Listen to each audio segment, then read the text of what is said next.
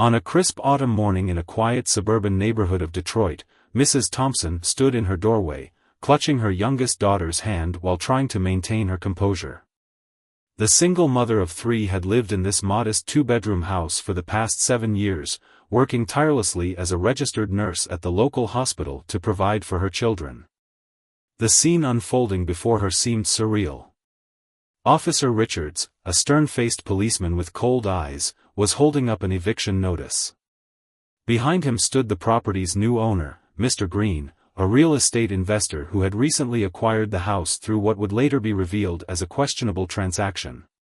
"You have 48 hours to vacate the premises," Officer Richards stated mechanically, showing no empathy for the family's situation.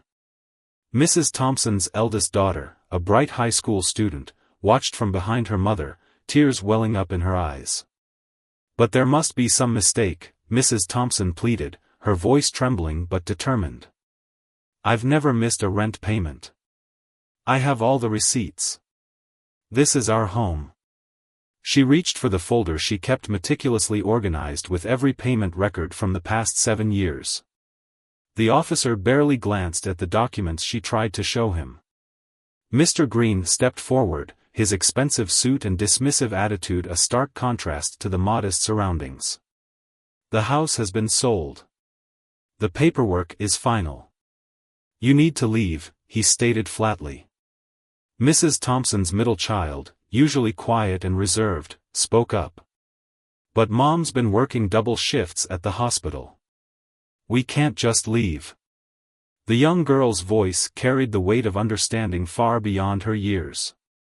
That evening, after the officer and Mr. Green left, Mrs. Thompson sat at her small kitchen table, surrounded by her children. The home that had witnessed birthday celebrations, homework sessions, and family dinners now felt different. But rather than succumbing to despair, she felt a familiar determination rising within her, the same strength that had carried her through nursing school while raising 3 children alone. She reached for her phone and began making calls. First to her colleague at the hospital, who happened to have a sister working at the Legal Aid Society. Then to her church community, where she had volunteered countless hours helping others in need. As she made these calls, her children watched their mother transform from a victim of circumstance into a force of nature.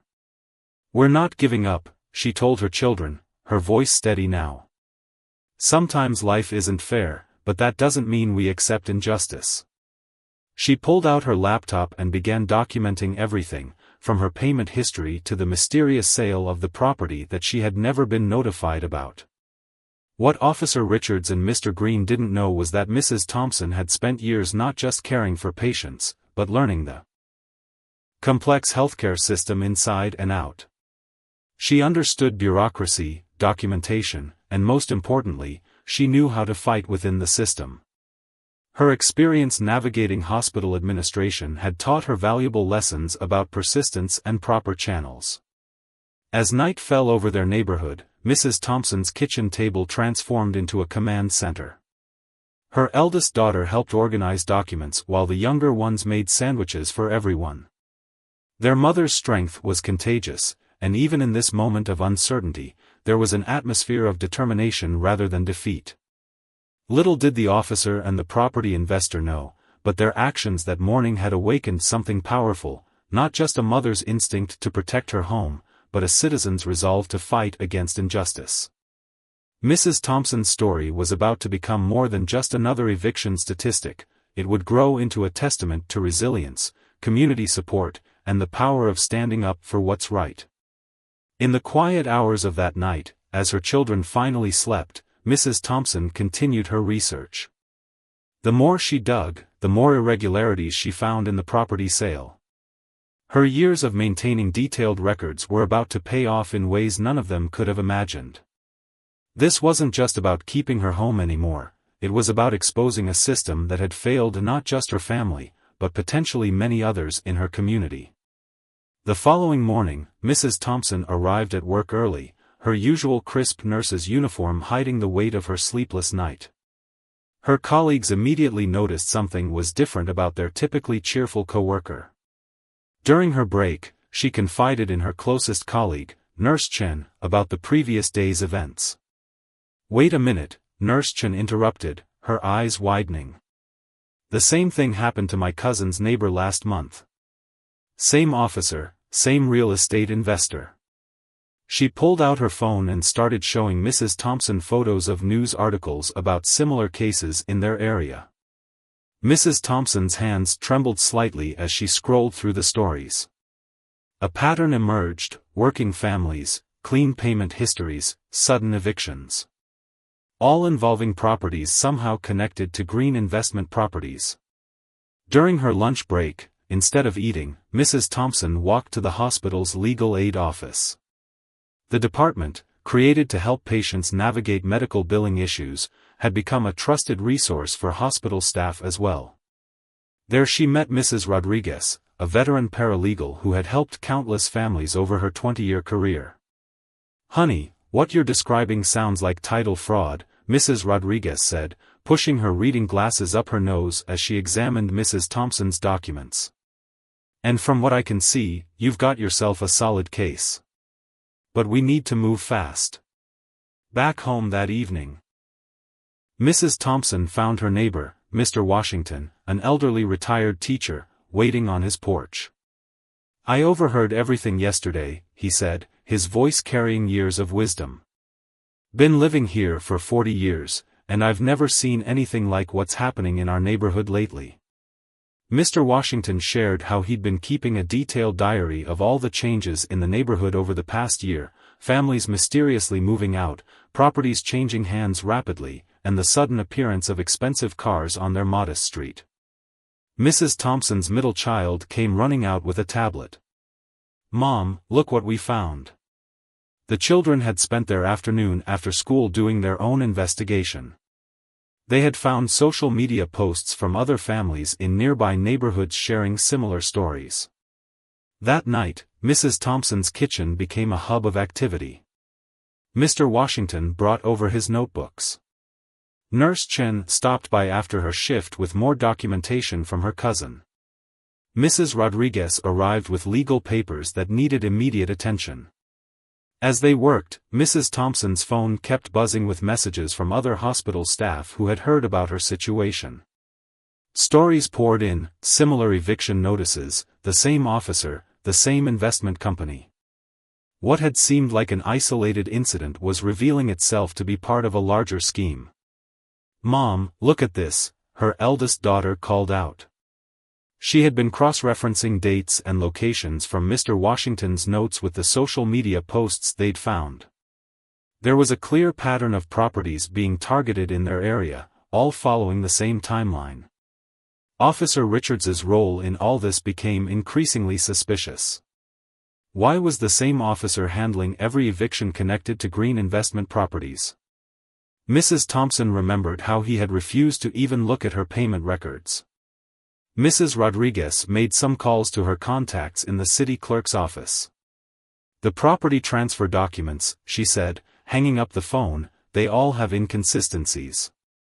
Small ones, easy to miss if you're not looking carefully. But they're there." As midnight approached, they had assembled a substantial file of evidence. What had started as one family's crisis had uncovered what appeared to be a systematic attempt to push families out of their homes through questionable legal means. Mrs. Thompson's youngest daughter had fallen asleep on the couch, surrounded by printouts and notebooks. Looking at her child, Mrs. Thompson felt a renewed surge of determination. This wasn't just about their home anymore. It was about every family that had been forced out, every community torn apart by these practices. "We need to be smart about this," Mrs. Rodriguez advised, gathering her things to leave. "They've got money and connections. But we've got something better, we've got the truth and a whole community behind us." As she tucked her children into bed that night, Mrs. Thompson's mind was racing with plans. Tomorrow, she would take the first steps in what would become a much larger fight than anyone had anticipated. The evidence they had gathered pointed to something bigger than individual evictions. It suggested a coordinated effort to reshape entire neighborhoods for profit, regardless of the human cost. Little did Officer Richards and Mr. Green know, but their seemingly routine eviction notice had sparked something they couldn't have predicted. In trying to force out one determined nurse, they had inadvertently exposed their entire operation to someone who knew exactly how to gather evidence, build a case, and most importantly, fight back. The next morning brought an unexpected turn of events. As Mrs. Thompson prepared her children for school, a young woman knocked on their door. She introduced herself as a junior reporter from the local newspaper, explaining that she'd heard whispers about the evictions through her sources at the city courthouse. Mrs. Thompson hesitated, years of careful living having taught her to be cautious. But something in the reporter's earnest expression and the notebook filled with carefully documented cases similar to hers made her reconsider. The reporter had been tracking unusual property transfers in the area for months, but hadn't been able to connect all the pieces. "I've been trying to understand why so many long-term residents are suddenly being pushed out," the reporter explained, spreading her research across the kitchen table. "But nobody's been willing to go on record. They're all too scared." Mrs. Thompson's eldest daughter, who had stayed home to help with the gathering of evidence, pointed out matching patterns between the reporter's findings and their own research from the previous night. The connections were becoming clearer with each new piece of information. At the hospital that day, Mrs. Thompson received an unexpected visit during her lunch break. A former patient, now working in the county records office, had overheard her conversation with Nurse Chen and came forward with crucial information. "Those property transfers," the records clerk whispered, glancing around nervously. "They're being processed through a specific notary. The same one, every time. And some of the signatures, they don't look right." Mrs. Thompson's hands steadied as she administered medication to her patients that afternoon. Each precise movement reminded her of the attention to detail that had made her an excellent nurse, the same skills she was now using to unravel this complex web of deception. Back home, she found Mr. Washington in an agitated state. "They came by again," he said, his usually calm voice shaking. "Different officer this time, but same company. They're saying my house is next." He showed her a notice that looked eerily similar to the one she had received. Mrs. Rodriguez arrived shortly after, carrying a thick folder of legal documents. "I've been doing some digging," she announced, spreading papers across the table. "Green investment properties? They're just the tip of the iceberg. There's a whole network of shell companies underneath." As they pored over the documents, Mrs. Thompson's middle child called them to the living room television. A news report was showing familiar scenes, families being evicted across different neighborhoods, all following the same pattern. The reporter they'd met that morning had begun publishing her preliminary findings. Mrs. Thompson's phone started ringing. First, it was other nurses from the hospital sharing stories of patients who had faced similar situations. Then, community leaders began calling, having recognized the pattern from the news report. Each call added another piece to the puzzle. That evening, Mrs. Thompson attended an emergency community meeting at the local church. The basement was packed with families, each with their own story of threatened or completed eviction. As she listened, she noticed something striking. The eviction patterns formed a clear path through the neighborhood, following the exact route of a proposed luxury development she'd heard rumors about. A city council member who had been quietly investigating the situation shared some disturbing news.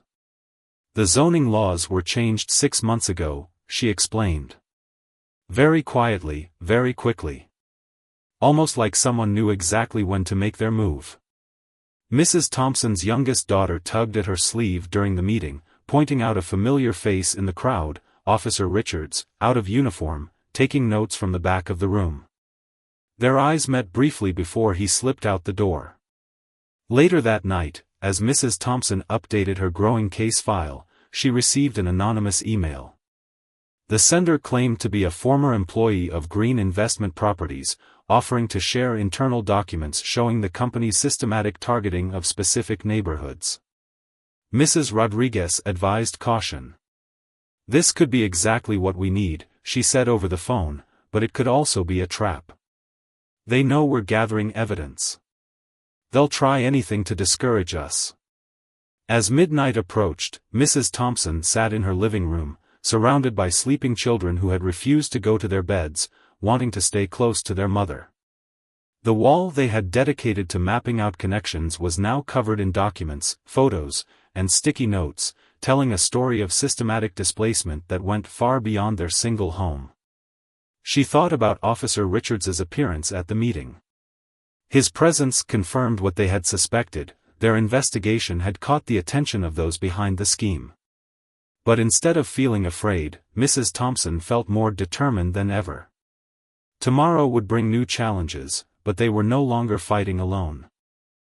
What had started as one family's struggle had grown into something much larger, a community awakening to its own power and refusing to be silently pushed aside.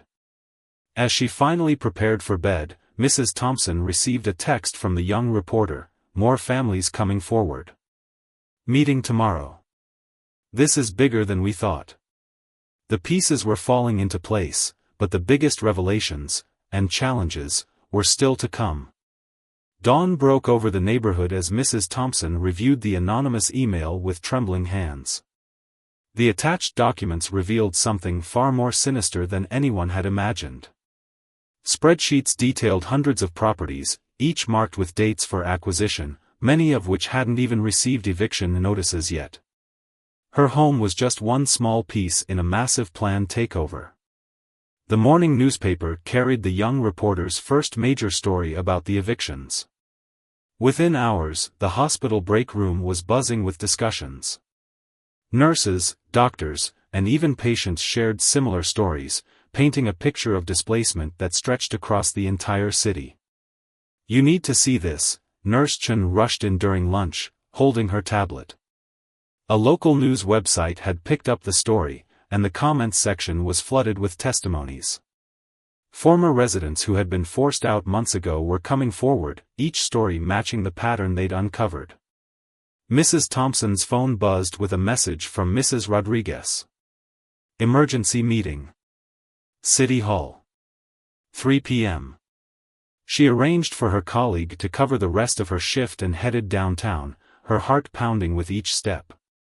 The scene at City Hall was chaos. Dozens of families had gathered, many holding copies of the morning's newspaper. Television crews set up their equipment as city council members hurried through the crowd. In the midst of it all, Mrs. Thompson spotted Mr. Green slipping into a side office with a group of men in expensive suits. Inside the main chamber, the city council meeting quickly turned heated. The council member who had attended the church meeting presented evidence of irregular zoning changes. As she spoke, Mrs. Thompson noticed Officer Richards standing by the door, his face tense as he watched the proceedings. "These aren't isolated incidents," the council member declared, her voice firm. "We're looking at a coordinated effort to force out long-term residents. The zoning changes, the sudden property transfers, the selective enforcement, it's all connected." During the public comment period, Mrs. Thompson approached the podium. Her children watched from the audience as their mother, still in her nurse's uniform, addressed the crowded chamber. She spoke about her 7 years in the house, about raising her children there, about the community they had built. Then she revealed what the anonymous whistleblower had sent. "These documents show that Green Investment Properties has been working with insider information," she stated, her voice growing stronger.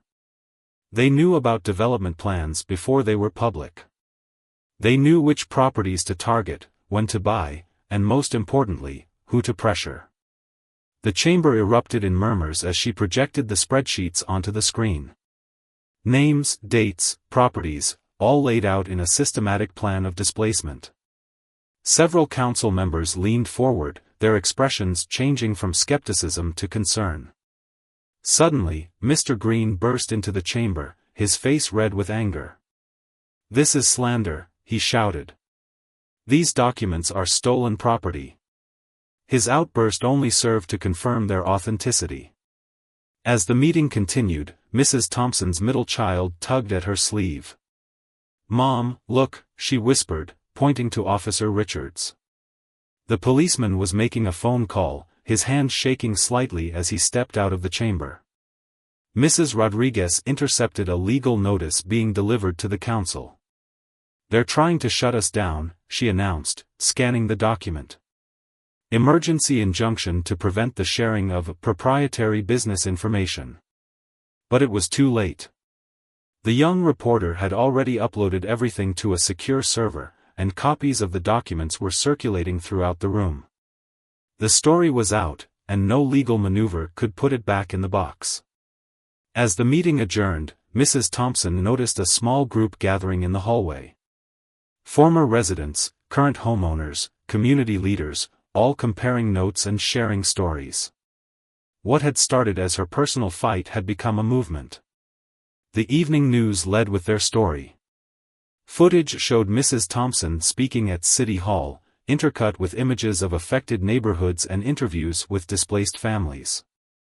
The reporter's investigation had uncovered links between green investment properties and several city officials who had fast-tracked the zoning changes. Back home that night, Mrs. Thompson's phone wouldn't stop ringing. Lawyers offering to help, journalists seeking interviews, and most importantly, more families coming forward with evidence. Mr. Washington coordinated with neighbors to set up a community watch, noting suspicious vehicles and activities.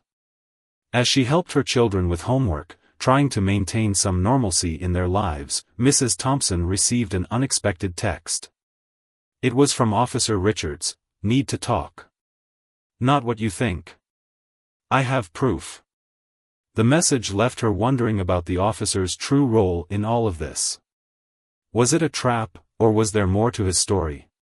As she considered her response, another email arrived from the anonymous whistleblower. "More documents coming. Stay safe. You're not the only one they've threatened." The weight of what they'd uncovered settled over Mrs. Thompson as she tucked her children into bed. Their fight for justice had exposed corruption at levels they hadn't imagined possible. But with each new revelation, more allies emerged, and their cause grew stronger. Tomorrow would bring new challenges, but tonight, watching her sleeping children, Mrs. Thompson allowed herself to feel a glimmer of hope. The truth was coming to light, and with it, the possibility of not just saving their home, but changing the system that had threatened so many families like theirs. After much consideration, Mrs. Thompson agreed to meet Officer Richards at a busy diner near the hospital. She chose the location carefully, public enough to be safe, private enough for conversation. Mrs. Rodriguez insisted on sitting at a nearby table, pretending to read a newspaper while keeping watch. Officer Richards arrived in civilian clothes, looking considerably more worn than during their first encounter. He carried a thick manila envelope, his hands fidgeting with its edges as he slid into the booth across from Mrs. Thompson. "I've been on the force for 15 years, he began, his voice barely above a whisper. "Never wanted to be part of something like this. But they have a system, they choose officers with financial problems, officers who can't say no." He pulled out his phone, showing Mrs. Thompson photos of documents. Every eviction notice, every property transfer, they made sure to use officers they could control. "I'm not proud of what I did, but I kept records. Dates, names, conversations. I knew someday it would all come out." As they talked, Mrs. Thompson's eldest daughter called. The local news station was running a special report. More whistleblowers had come forward, including city employees who had been pressured to expedite permits and ignore code violations. Back at home, Mrs. Thompson found her living room had become an impromptu command center. The young reporter was there, working with Mr. Washington and several neighbors to cross-reference Officer Richards's information with their existing evidence. "Look at this pattern," the reporter pointed out, spreading documents across the coffee table. Every time green investment properties acquired a building, specific city inspectors were assigned. Always the same ones, always finding violations that forced residents out. Mrs. Thompson's middle child, who had been quietly observing everything, made a crucial connection. "Mom, remember that time last year when they said our water pipes needed expensive repairs? But Mr. Washington had the same pipes, and they never bothered him? The pieces were falling into place. The company hadn't just been buying properties, they had been manufacturing reasons to force people out, using compromised officials at every level to make it happen. Nurse Chen arrived after her shift, bringing news from the hospital. The board of directors is involved, she revealed. Some of them are investors in Green's company. They're trying to pressure the hospital administration to stay quiet about all this. Mrs. Thompson felt her heart sink. The hospital had been her sanctuary. The place where she could focus solely on helping others. Now it too was entangled in this web of corruption. As evening approached, Mrs. Rodriguez received an urgent call from her contacts in the Legal Aid Society. Similar cases were being discovered in other cities, the same company, the same tactics, different names on the paperwork. This isn't just about our neighborhood anymore, Mrs. Rodriguez explained. It's a blueprint they've been using across the country. By local officials, compromise law enforcement, target vulnerable communities. Mrs. Thompson's youngest daughter, watching the news with unusually serious eyes, asked a question that struck everyone silent. Mom, if the bad guys are so powerful, why haven't they stopped us yet? The answer came minutes later when Mr. Washington burst in. They're here, city inspectors, saying they need to check everyone's houses for urgent violations. They're trying to force us all out before the investigation goes any further. Mrs. Thompson sprang into action. She had learned from handling hospital emergencies that panic was the enemy of clear thinking. Call everyone, she instructed. Tell them not to let anyone in without proper documentation. Film everything. The community responded with remarkable coordination. Neighbors set up live streams, documenting every move the inspectors made. The young reporter was already broadcasting the scene to her growing social media following. Officer Richards, watching from his patrol car nearby, provided crucial information about which inspectors were legitimate and which were working for Green. His inside knowledge helped the residents protect their rights while staying within the law. As night fell, Mrs. Thompson received another anonymous email, board meeting tomorrow. Green trying to fast-track demolition permits. Don't let them win. Attached were internal memos showing the company's desperate attempts to complete their plan before everything unraveled. Her children gathered around as she read the email, each understanding the gravity of the situation in their own way. The eldest took notes, the middle child updated their evidence wall, and the youngest simply hugged her mother, offering silent support. We need to be ready, Mrs. Thompson told her impromptu team. Tomorrow will be their big push. They're scared, and that makes them dangerous. As she prepared for bed, Mrs. Thompson caught her reflection in the mirror. The tired nurse who had once felt powerless against a seemingly unstoppable force was gone. In her place stood a leader who had helped unite a community against injustice. Her phone buzzed with one last message from Officer Richards, more officers coming forward. We're with you. This ends tomorrow. For the first time since the eviction notice, Mrs. Thompson allowed herself to believe that they might not just expose the truth, they might actually win. Dawn had barely broken when Mrs. Thompson's phone started ringing. The young reporter's voice was urgent. They're moving up the board meeting. 8 a.m. They're trying to catch us off guard. Still in her nursing scrubs from the night shift, Mrs. Thompson quickly mobilized her network. Mr. Washington began calling community members while Mrs. Rodriguez rushed to prepare their legal documentation. Within an hour, the neighborhood was awake and ready. At the hospital, Mrs. Thompson found unexpected allies. The night shift nurses had spread the word, and staff members were quietly gathering evidence of their own. A senior doctor pulled her aside, speaking in hushed tones about board members who had pushed through questionable real estate investments using hospital funds. You're not just fighting for your home, the doctor said, handing her a USB drive. You're exposing a scheme that's been bleeding this hospital dry for years. We're behind you. Outside the city hall, a crowd had already gathered. Families from across the city held signs telling their stories of displacement. News vans lined the street, their cameras capturing the growing assembly. Mrs. Thompson's children, who had insisted on coming, helped distribute flyers detailing the evidence they'd gathered. Inside, the boardroom was packed. Mr. Green sat with his lawyers, their expensive suits and confident smirks a stark contrast to the concerned faces of community members. Officer Richards stood at the back, now openly supporting the investigation, joined by several other officers who had come forward with evidence. As the meeting began, Mr. Green's lawyers attempted to rush through the demolition permits. But Mrs. Thompson was ready. She stepped forward, her voice steady as she addressed the board. "Before you vote, you need to see this," she announced, as her eldest daughter helped set up their presentation. On the screen, documents began to appear: internal emails, bank transfers, falsified inspection reports.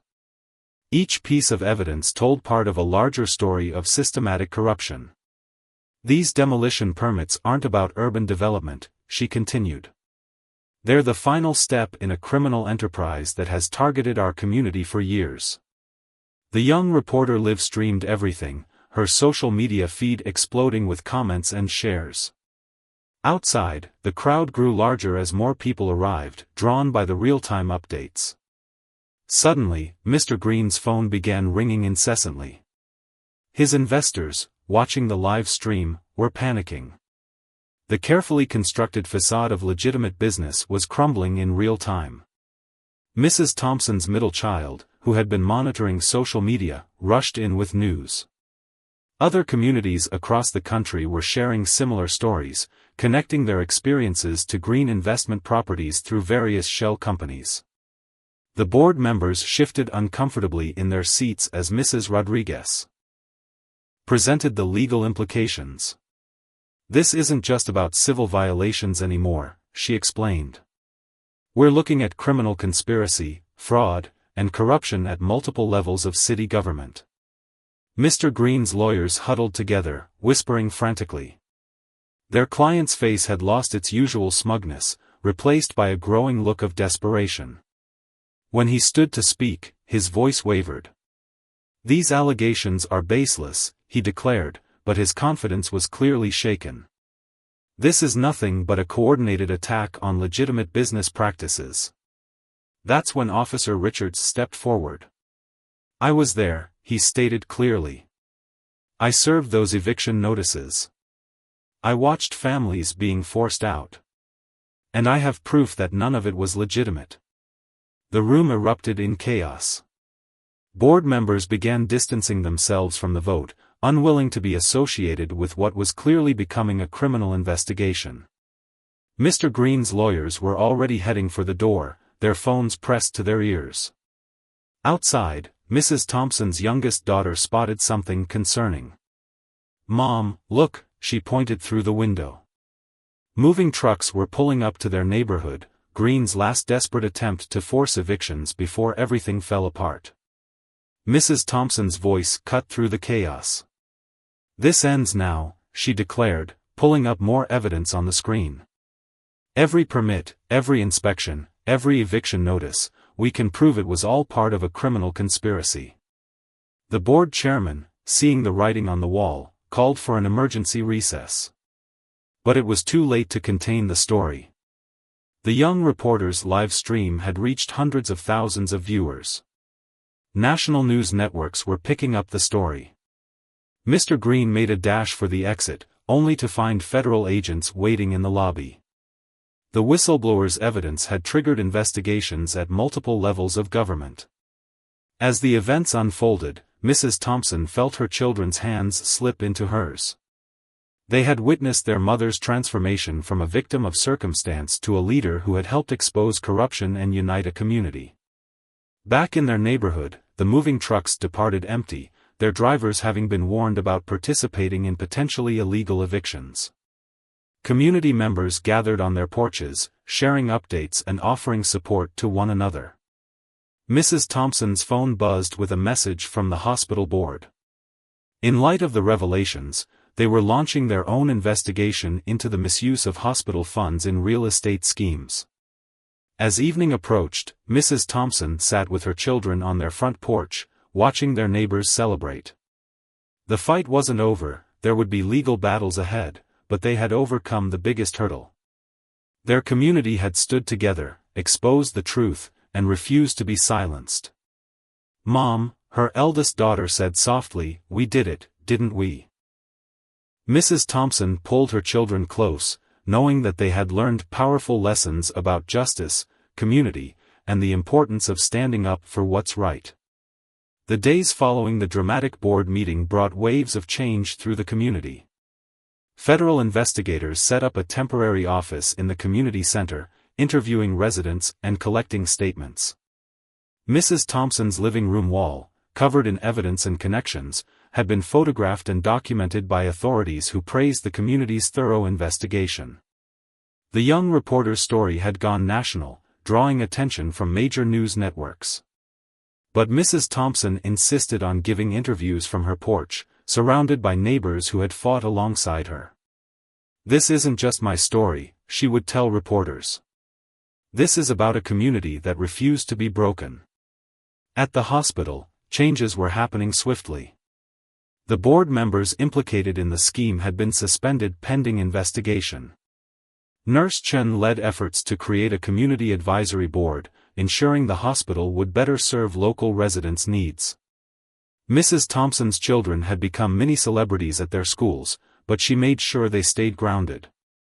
"Remember," she told them over dinner, "what matters isn't the attention, it's the change we helped create." Officer Richards, now working with Internal Affairs, brought news that shook the police department.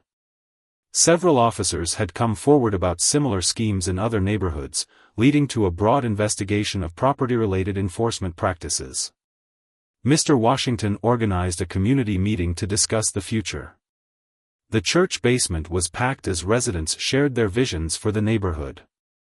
"We didn't just save our homes," he said, his voice full of emotion. "We found our voice." Mrs. Rodriguez arrived with documents detailing the legal aftermath. Green Investment Properties assets had been frozen, and a court order protected all affected properties from further interference. But more importantly, she brought news about systemic changes. "The City Council is drafting new regulations," she explained, spreading papers across the table. "Stronger protections for residents, stricter oversight of property transfers, and a community review board for development projects." The anonymous whistleblower finally revealed themselves, a junior accountant at Green's firm who had been quietly gathering evidence for months. They had found Mrs. Thompson's story and realized she would have the courage to use the information effectively. Mrs. Thompson's middle child made an observation that touched everyone's hearts. "Mom, remember when you used to say that big problems need big solutions? We didn't find a big solution, we found lots of people making small brave choices." The hospital administration, seeking to make amends, established a housing assistance program for healthcare workers. Mrs. Thompson was asked to serve on its advisory committee, ensuring it would truly serve those in need. Local business owners, who had watched the community's struggle, formed an association committed to ethical development. They pledged to prioritize existing residents' needs and include community input in future projects. One evening, as Mrs. Thompson reviewed letters of support that had poured in from across the country, her youngest daughter asked a profound question. "Mom, do you think the bad people learned their lesson?" Mrs. Thompson thought carefully before answering. "Sometimes, sweetheart, the biggest victory isn't punishing bad actions, it's making it harder for them to happen again. We didn't just stop them, we changed the system that made their actions possible." The young reporter, who had become like family through their ordeal, shared something remarkable. Communities in other cities were using their story as a blueprint, organizing their own investigations into suspicious property deals and forming advocacy groups. Mrs. Rodriguez brought news that the state legislature was considering a bill inspired by their case. "They're calling it the Community Protection Act," she said proudly. It would require transparent property transactions and community input on major development projects. Officer Richards, still coming to terms with his role in the events, found purpose in training other officers about ethical conflicts and the importance of standing up against corruption. He often used their story as a teaching example. The federal investigation expanded, revealing connections to similar schemes in other states. Mrs. Thompson was asked to testify before a congressional committee about the impact on communities and the importance of resident protections. Back in the neighborhood, small but meaningful changes showed their victory's impact. Families who had been forced out began returning, aided by a special housing restoration program. The community organized welcome-back celebrations for each family. Mr. Washington started a mentorship program, connecting longtime residents with newcomers to share the neighborhood's history and strengthen community bonds. "We're not just neighbors anymore," he would say. "We're guardians of each other's rights." Mrs. Thompson's eldest daughter, inspired by their experience, announced her intention to study law. "I want to help other communities fight for justice," she declared, making her mother's eyes well with pride. The hospital board, under new leadership, implemented policies to ensure its investments would benefit the community it served.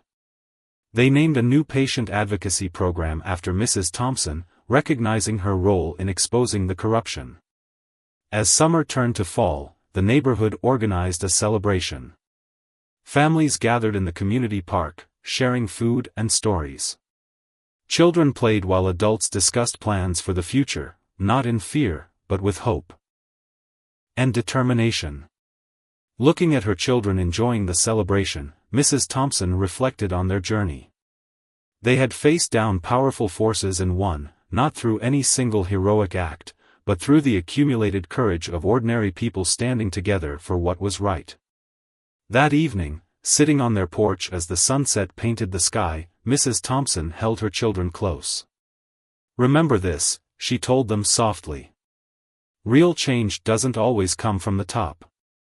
Sometimes it grows from the ground up, nurtured by the courage of everyday people who refuse to give up." 1 year later, the neighborhood had transformed, not through luxury developments, but through the power of community action. The morning sun shone on freshly painted houses, community gardens bloomed in once vacant lots, and children played freely on streets that felt safer than ever. Mrs. Thompson stood before a crowd gathered in the community center, now renamed the Justice and Unity Center. She had been asked to speak at the first anniversary of their victory. Looking out at the faces before her, neighbors, colleagues, friends who had become family through their shared struggle, she felt overwhelming gratitude. "A year ago, we faced what seemed like an impossible challenge," she began, her voice steady and strong. "We were just ordinary people, nurses, teachers, store clerks, retirees. They thought we would be easy targets. They were wrong." The young reporter, now working for a major network but still deeply connected to the community, was documenting the celebration. Her original story had sparked investigations in 12 other cities, leading to similar revelations of corruption and community victories. Mr. Green and his associates faced federal charges. Their trial had exposed a nationwide network of corruption, leading to new legislation protecting vulnerable communities from predatory development practices. The Community Protection Act, inspired by their struggle, had passed with bipartisan support. Officer Richards had become an advocate for police reform, focusing on community relations and ethical practice. His testimony had helped create new guidelines for law enforcement involvement in property disputes. "Your mother showed me what real courage looks like," he told Mrs. Thompson's children during the celebration. The hospital had undergone its own transformation. The new Community Advisory Board, on which Mrs. Thompson now served, ensured that the institution truly served its neighborhood. The Housing Assistance Program had helped dozens of healthcare workers secure stable homes in the community. Mrs. Rodriguez beamed with pride as she shared updates on the legal impact. Their case had become required reading in law schools, teaching future lawyers about the power of community advocacy and the importance of fighting systemic injustice. Mr. Washington, standing with his grandchildren, spoke about the neighborhood's history archive they had created. Future generations need to know this story, he said. Not just about the fight, but about how ordinary people can accomplish extraordinary things when they stand together. Mrs. Thompson's eldest daughter had started college, majoring in law and social justice. Her application essay about their experience had earned her a full scholarship. The middle child had become an active member of the Youth Community Council, while the youngest had started a school newspaper, already showing signs of following in the young reporter's footsteps. The anonymous whistleblower, no longer afraid, had established a non-profit organization supporting other whistleblowers exposing corporate corruption. They credited Mrs. Thompson's courage for giving them the strength to come forward. Nurse Chen shared news about changes in healthcare worker housing rights across the state. Hospitals everywhere were reviewing their investment practices, ensuring they aligned with their mission of community care. We learned that healing isn't just about medicine, she said. It's about standing up for what's right. The celebration included families who had returned to the neighborhood after being forced out. Their homes had been restored through a special program funded by seized assets from green investment properties. Each returned family represented a small but significant victory. Community organizations from other cities sent representatives to learn from their experience. The neighborhood had become a model for grassroots activism and community empowerment.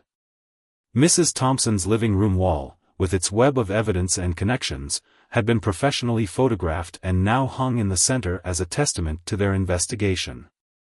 As evening approached, the celebration moved outdoors. Families gathered for a community dinner, sharing dishes that represented their diverse heritage. Children played while adults discussed plans for the future, new community programs, education initiatives, and continuing efforts to protect residents' rights. Mrs. Thompson watched as her youngest daughter organized other children in a play about their story. "But who gets to be the hero?" one child asked. "We all do," her daughter replied. "That's the whole point." The young reporter presented a documentary she had created, featuring interviews with community members and footage from their struggle. The screening ended with a standing ovation, not for the film itself, but for the collective courage it documented. As night fell, lanterns lit the community park. Mr. Washington led everyone in a moment of silence to remember those who had been displaced from other neighborhoods before their fight began. "Our victory isn't complete until every community has the power to protect itself," he said. Mrs. Thompson gathered her children close as they watched the festivities. "Did you ever imagine it would turn out like this?" her eldest asked. She smiled, thinking of that first morning when the eviction notice had seemed like the end of their world. "What I've learned," she replied, "is that justice isn't something that just happens. It's something we build together, day by day, choice by choice. We didn't just save our homes, we found our power." The community celebration ended with a candlelight ceremony. Each family lit a candle, symbolizing the light of justice they had ignited. As the flames flickered in the evening breeze, Mrs. Thompson looked at the faces illuminated around her, strong, proud, united. "This is more than a happy ending," she told her children as they walked home. "It's a new beginning. We showed that when ordinary people stand together, there's nothing we can't accomplish." Back on their porch, where the story had begun with that eviction notice so many months ago, Mrs. Thompson held her children close. The neighborhood was quiet now, but it was the peace of security, not the silence of fear. They had not just survived, they had transformed their community into something stronger, more just, and more beautiful than before. "Remember," she whispered to her children, "your home isn't just these walls. It's the community we build, the justice we fight for, and the love we share. That's something no one can ever take away."